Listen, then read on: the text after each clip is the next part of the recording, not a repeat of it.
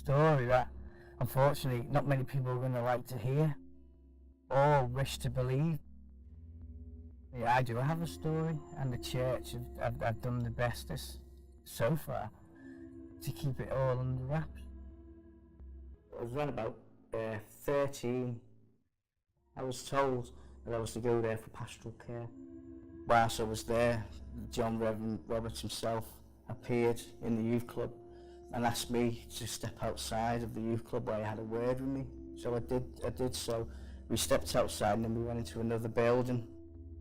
And when I went in there, he started asking me how I was and how things were going.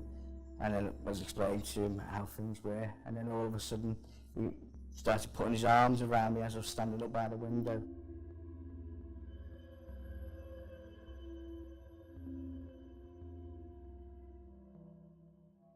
So then I ended up walking all the way up the top of the road, all the way back up to the children's home, and then going into the kids' home and just locking myself in my bedroom and staying in there.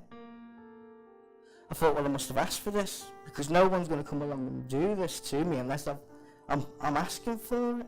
I was totally and utterly bewildered, shocked, scared, and really, really upset, because where was it going to go?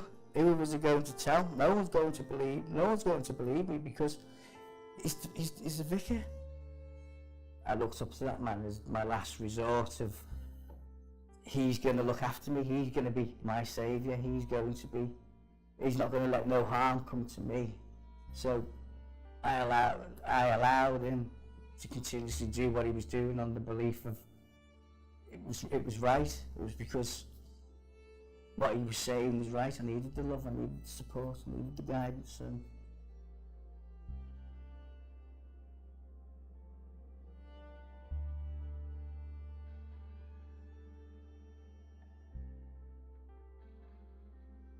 that's not fair. That's not fair at all. That's not right. And people have to be accountable for their wrongdoings. Don't ever remember going to a shop and seeing children for sale, because that's how I feel. I feel like I've been bought and sold. Considering even though I came forward when I was 15 and went to court, there was still no body to talk to me, to give me any understanding of what's going on. No one's. I was basically just left to up to when court day come, and left after the court day. That man should have had his name on a piece of paper with all the other people, so then the law, which is the police, can keep an eye on and a track on that man. I got in touch with Slater and Gordon due to watching the cases on Jimmy Savile.